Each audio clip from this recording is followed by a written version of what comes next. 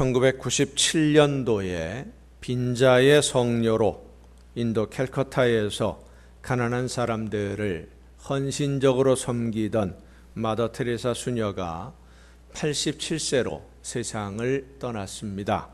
그리고 10년이 지난 후에 2007년도에 마더 테레사 수녀가 그의 고해 신부인 마이클 신부에게 보낸 미공개 서신, 편지 40여 통을 모아서 책으로 발간을 했습니다. 2008년도에 우리나라 말로 번역이 되었는데 책 제목이 나의 빛이 되어라입니다. 이 책에 기록되어 있는 테레사 수녀의 편지들을 읽어보면 이 편지들이 정말로 우리가 알고 있는 그 테레사 수녀, 인도에서 빈민들을 위해 헌신적으로 자신의 온 생애를 바쳤던 그분이 맞는가? 성인으로 추앙받을 정도로 인정받았던 그분이 쓴 게 정말로 맞나 할 정도로 놀라운 사실들을 기록하고 있습니다. 이 테레사 수녀가 신부에게 보낸 편지들의 내용을 한마디로 표현한다면 이렇습니다. 하나님의 존재 자체가 너무나 의심스럽습니다. 깊은 회의를 가지고 늘 괴로워했다는 내용이에요. 노벨 평화상 수상식에서 테레사 수녀는 이렇게 이야기를 했습니다. 예수 그리스도는 우리의 마음속, 우리가 만나는 가난한 사람들, 우리가 주고받는 웃음 등 모든 곳에 존재하고 계십니다. 라고 노벨상 수상 소감을 이야기를 했는데 이 수상 소감을 말하기 3달 전에, 그러니까 노벨 평화상이 거의 결정이 되었을 때 고해 신부에게 보낸 편지는 이렇게 기록합니다. 예수님은 당신을 특별히 사랑하십니다. 그러나 나에게는 침묵과 공허함이 너무나 커서 예수님을 보려고 해도 보이지 않고 들으려 해도 들리지 않습니다. 기도하려고 해도 혀는 움직이지만 아무 말도 나오지 않습니다. 제가 예수님께서 마음대로 하시게 해드리도록 예수님이 저를 조각조각 내시더라도 그 조각 하나하나가 아무리 작은 것이라도 모두 예수님만의 것이 되도록 저를 위해 기도해 주세요. 이렇게 편지를 보냈어요. 편지들 중에는 이런 내용도 있습니다. 마치 모든 게 죽은 것처럼 내 안에 너무나 끔찍한 어두움이 있습니다. 내 영혼에 왜 이렇게 많은 고통과 어둠이 있는지 나에게 알려주십시오. 빈민들을 위해서 자신의 모든 것을 헌신하는 것이 하나님이 나에게 맡겨주신 사명이라고 믿고 온전히 헌신하는 희생의 삶을 살았던 테레사 수녀였습니다마는 부딪혀오는 현실의 여러 가지 장벽들 앞에서 무너져 내리는 자신을 스스로 어찌할 수 없어서 하나님을 의지하고자 했지만 영적인 만족과 평안을 누리지 못하고 불안해하는 안타까움으로 가득 찬 편지들이었습니다. 또 다른 편지에서는 이렇게 말합니다. 제 영혼은 너무 많은 모순으로 가득합니다. 신앙도 사랑도 열정도 없습니다. 영혼도 저를 끌어당기지 못하고 천국도 나에게는 아무 의미가 없습니다. 저에게는 텅 빈 곳으로만 보입니다. 이 모두에도 불구하고 제가 하나님께 계속 미소 지을 수 있도록 저를 위해 기도해 주십시오. 테레사 수녀만 이런 답답함을 느끼는 것은 아닙니다.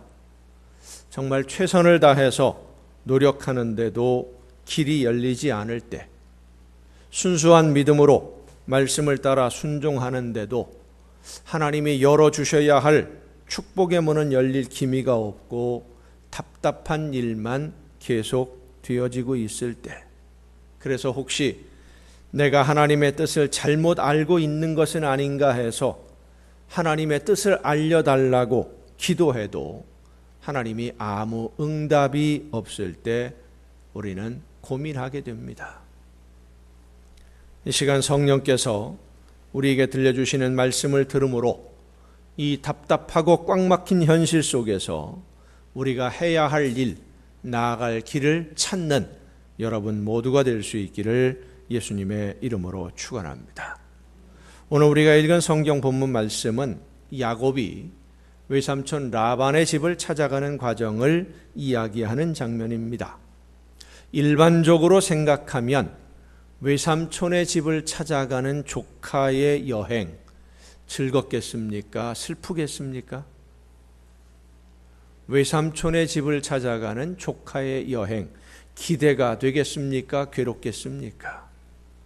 기대가 되고 기쁘고 즐겁고 그것이 정상일 텐데 야곱의 여행은 즐거움이나 기대가 가득 찬 것과는 너무나 거리가 멀었습니다. 야곱은 지금 두려움 때문에 도망가는 중입니다.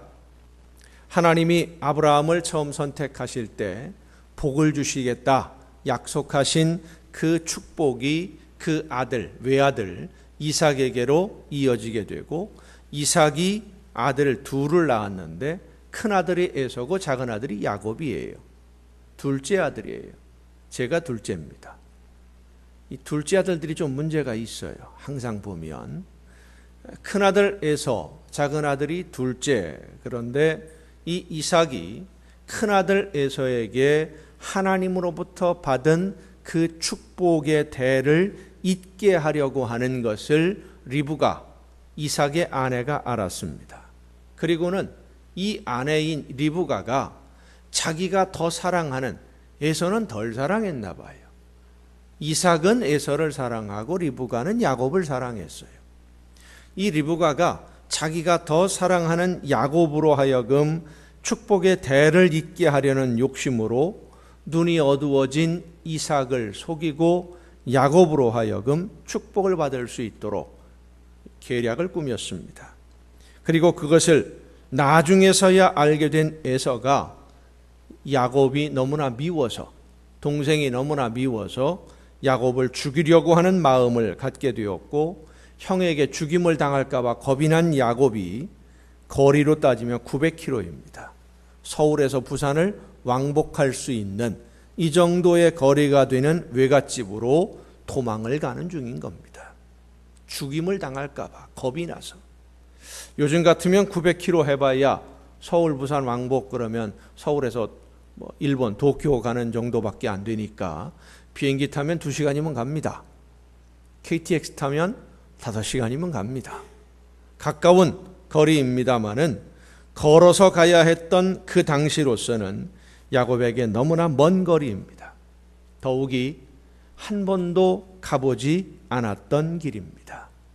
외삼촌의 얼굴도 모릅니다. 어디 사는지도 모릅니다.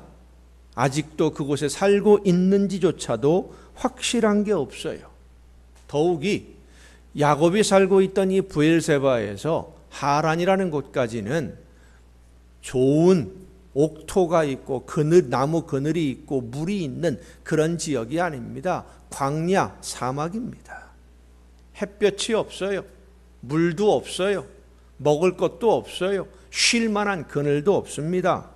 그런데 길을 떠난 첫날 형 에서를 피해서 도망가야 한다는 생각에 정신없이 발걸음을 재촉을 했는데 날이 어두워지면서 길거리에서 노숙을 하게 되는 거예요.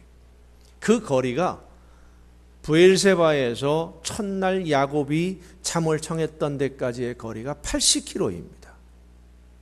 80km, 200리.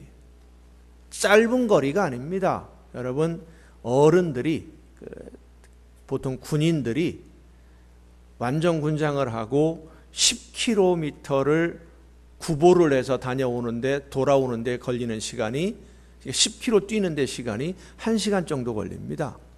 그런데 80km면 하루 종일 쉬지 않고 뛰어서 8시간 동안 뛰어야 갈 수 있는 거리예요. 땡볕에. 지난 여름 아직도 여름이 안 지나갔지요. 아직도 그렇습니다만은 지난 8월 한 달 동안 여름에 한낮이 얼마나 뜨거웠습니까? 보통 40도 막 올라갔으니까 그런 뜨거운 땡볕에서 하루 종일 뛴다고 생각을 해보세요. 정신없는 거예요. 에서가 언제 쫓아와서 나를 죽일지 모른다라는 두려움 때문에 진짜 뒤도 안 돌아보고 정신없이 하루 종일 도망간 겁니다. 80km를 뛰어 도망갔어요. 하루 만에. 그리고 해가 저물면서 지쳐서 노숙을 하게 된 거예요. 적당한 돌 하나 골라서 베개 삼아 베고 하늘을 이불 삼아 누우니 자기 처지가 참 한심한 겁니다. 왜 이렇게 됐나? 내가 지금 뭐 하고 있는 건가? 내가 이러려고 장자의 권한을 팥죽으로 사고 아버지와 형을 속이고 장자가 받을 축복 기도를 내가 대신 받은 건가? 내가 지금 이게 뭐 하고 있는 건가? 어디로 가고 있고 길을 제대로 잡아서 제대로 가기는 하는 건가? 5만 가지 생각이 가득해요. 마음이 심란하기 그지없어요. 내가 이 길을 다시 돌아올 수 있을까? 착잡하기 그지가 없어요. 잠이나 제대로 오겠습니까? 몸은 피곤한데 마음도 피곤합니다. 그저 울고 싶은 마음뿐인 거예요. 어딘지도 모르는 길을 계속 가야만 할까? 아니면 발걸음을 돌이켜 돌아가서 형에게 잘못했다고 빌고 살려만 달라고 모든 거 다 다시 형에게 줄 테니까 살려만 달라고 애원이라도 해야 되지 않을까? 내가 너무 욕심을 부렸지. 근데 이제 돌이킬 방법은 없고 어디로 가야 될까? 그렇게 지쳐 쓰러져 잠들어 있는 야곱. 이 야곱은 꾀가 참 많은 사람입니다.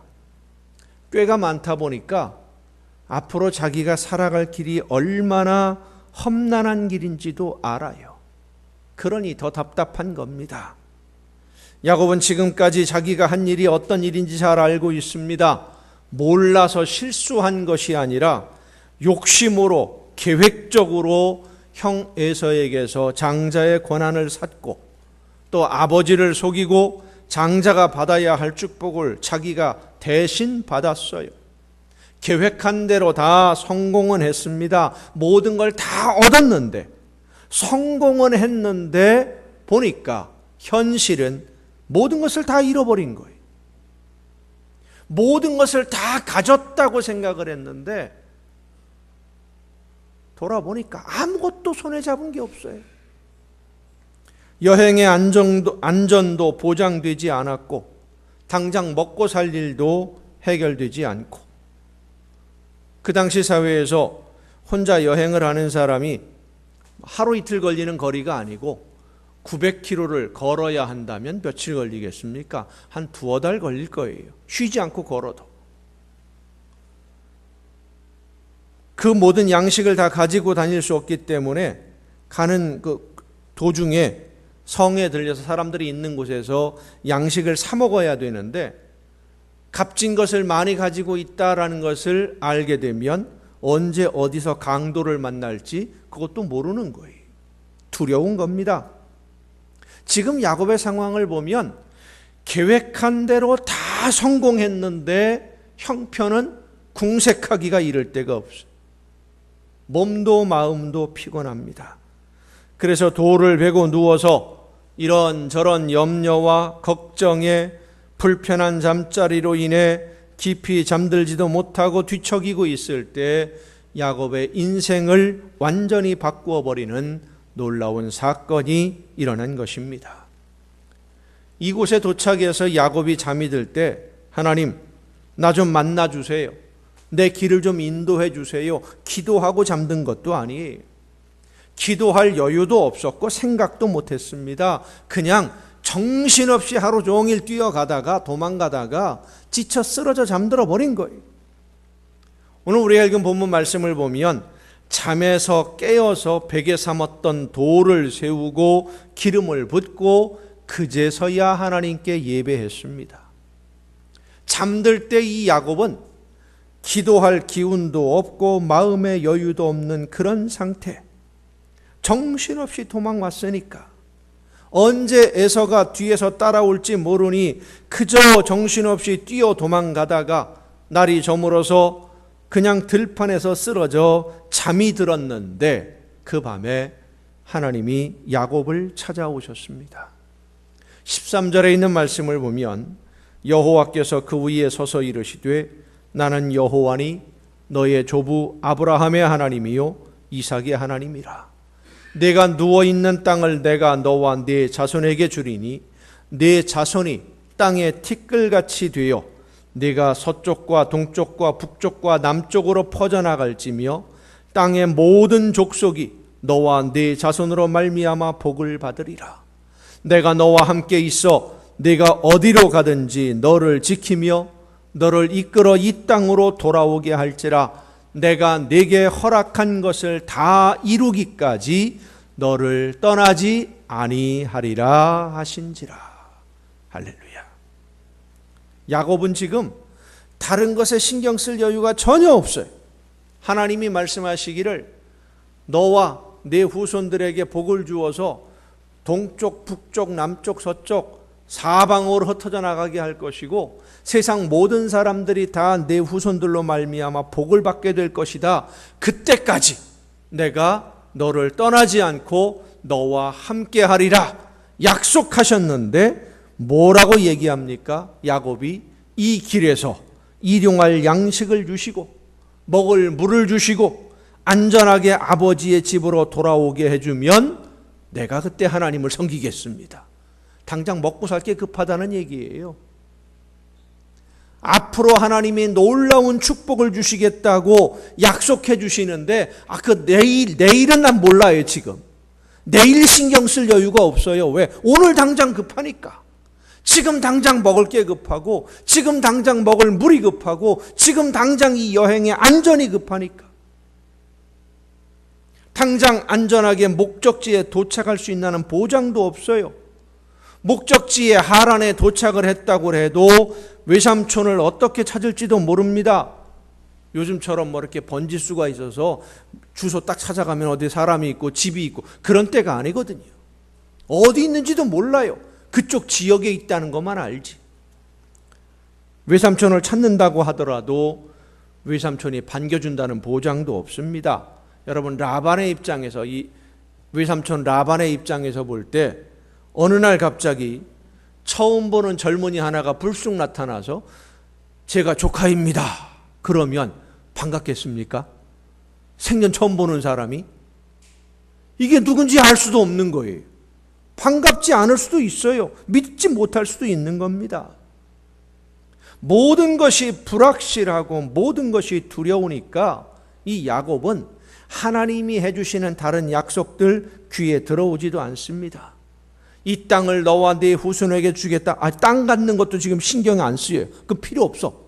급한 게 먼저니까. 세상 모든 사람들이 네 후손들로 인해 복을 받게 될 것이다. 그것도 난 모르겠어. 네가 어디로 가든지 함께 있어서 이 모든 약속을 다 이룰 때까지 너를 떠나지 않을 거다. 그러면 나를 안 떠나실 거면 먹을 것, 마실 것, 입을 것 안전하게 돌아올 수 있도록 이것만 보장해 주십시오. 외삼촌을 잘 찾아서 만날 수 있도록 도와달라. 이게 바로 야곱의 생각이에요. 먼 훗날 미래 다른 민족 신경 쓸 여유가 없어요. 급하니까. 힘이 드니까. 오늘 우리의 삶이 루스의 한 광야에서 돌을 베고 누워 잠을 청하는 야곱과 같습니다. 성공을 위해서 정말 열심히 달려왔는데 밤낮 가리지 않고 일을 했는데 최선을 다해서 뼈가 부서지도록 일을 했으면 이제는 좀 몸도 마음도 편해져야 되는데 현실의 짐은 점점 더 무거워지고 있어요. 내 짐이, 내 인생의 짐이 점점 더 무거워지다 보니까 너무 힘들다 보니까 다른 사람들, 이웃 사람들에게 시선을 돌릴 여유조차도 없어요. 중고등학생들이 고2 여학생을 산으로 끌고 가서 옷을 다 벗기고 집단 폭행을 했어요.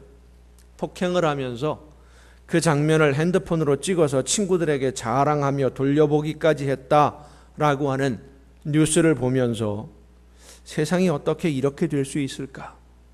분노하기도 하고 한탄하면서도 이런 문제를 해결하기 위해서 내가 무엇인가를 해야겠다는 생각은 할 여유조차도 갖지 못합니다.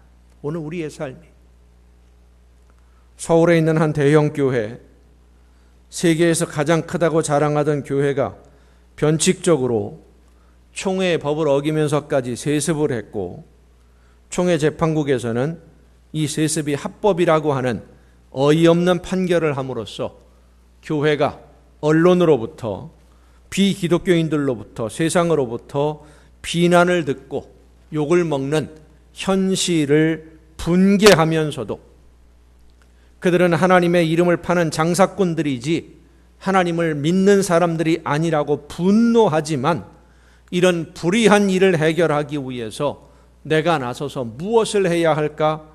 우리 교회가 무엇을 할 수 있을까 하는 생각조차도 사치스럽게 여길 수밖에 없는 것이 오늘 우리가 살아가는 삶의 현실입니다.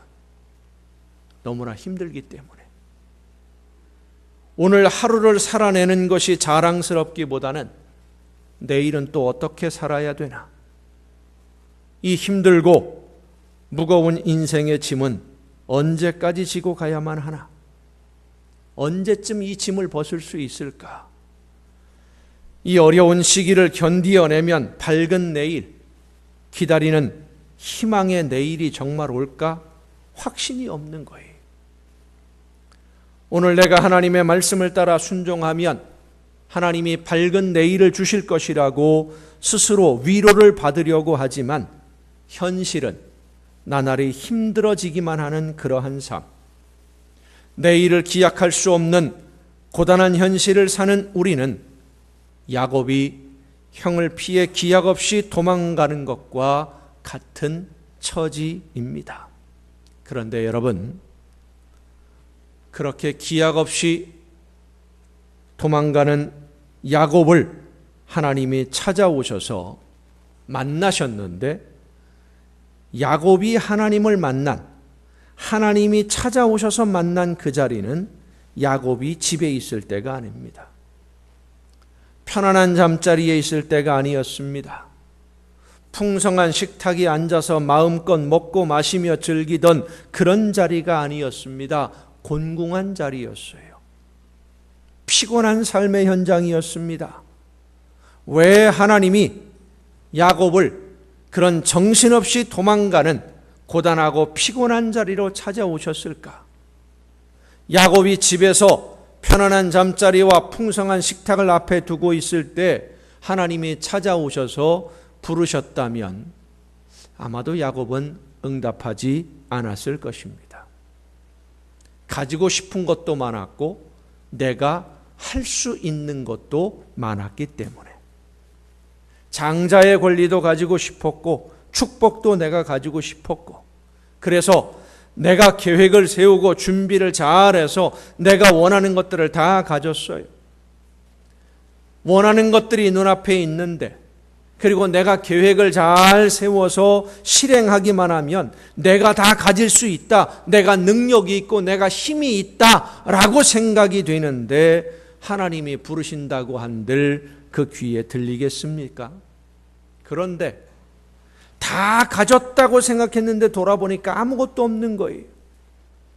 내가 얻었다고 생각했던 것들이 하루아침에 먼지처럼 다 사라지는 겁니다. 그렇게 빈손으로 도망자가 되어서 목숨을 부지하는 것조차도 간당간당하게 되었을 때, 내가 내 힘으로 할 수 있는 것이 아무것도 없다는 것을 깨달았을 때, 내 힘으로 얻을 수 있고 내가 계획을 세워서 이룰 수 있는 일들이 하루아침에 사라질 수도 있는 빈 껍데기라는 것을 알게 되었을 때, 그래서 내가 얼마나 약하고 부족한 사람인지를 알게 되었을 때 하나님이 야곱을 찾아오신 것입니다. 사랑하는 성도 여러분, 여러분의 고단한 삶의 자리에 하나님이 찾아오심을 믿으시길 바랍니다. 내가 내 힘으로 무엇인가를 해보려는 그 자리가 아니라 내가 할 수 있는 것이 아무것도 없습니다 하고 두 손 들고 하나님께 항복할 때 하나님이 찾아오셔서 만나주시고 내가 너를 떠나지 않을 것이라고 말씀해 주실 것입니다. 이 만남의 자리, 하나님과 만나는 이 자리가 우리의 인생을 새롭게 만들어줍니다. 바로 이 만남의 자리가 우리가 예배하는 이 시간입니다. 내가 할 수 있는 것이 없으니 하나님 나를 붙들어 주시고 하나님이 원하시는 열매를 맺는 일꾼으로 나를 사용하여 주옵소서. 내 힘과 내 능력으로 내가 결심한다고 해서 되는 것이 아무것도 없음을 깨닫고 하나님께 나를 온전히 드리는 기도의 자리가, 헌신의 자리가 바로 하나님을 만나는 자리요 예배하는 그 시간입니다. 야곱은 하나님을 만나는 자리에서 비로소 깨달았습니다. 내 인생은 내가 계획한 대로 되는 것이 아니로구나. 하나님이 허락하지 않으시면 내가 할 수 있는 것은 아무것도 없구나. 그래서 사도 바울이 갈라디아서 2장에서 이렇게 고백합니다. 내가 그리스도와 함께 십자가에 못 박혔나니 그런즉 이제는 내가 사는 것이 아니요 오직 내 안에 그리스도께서 사시는 것이라. 이제 내가 육체 가운데 사는 것은 나를 사랑하사 나를 위하여 자기 자신을 버리신 하나님의 아들을 믿는 믿음 안에서 사는 것이라. 오늘 고단한 삶의 현장에서 지쳐 주저앉아 모든 것을 포기하고 싶은 우리를 찾아오셔서 내가 너에게 복을 주고 너와 함께 하리라 말씀하시는 하나님의 음성을 듣는 여러분이 되기를 바랍니다. 하나님을 만나는 이 만남의 자리를 사모하며 하나님을 만남으로 새로운 인생, 평안과 행복이 가득한 인생으로 변화되어서 세상 모든 사람들에게 내가 받은 복을 자랑하며 그 놀라운 축복을 나누어 주는 여러분 모두가 될 수 있기를 예수님의 이름으로 축원합니다.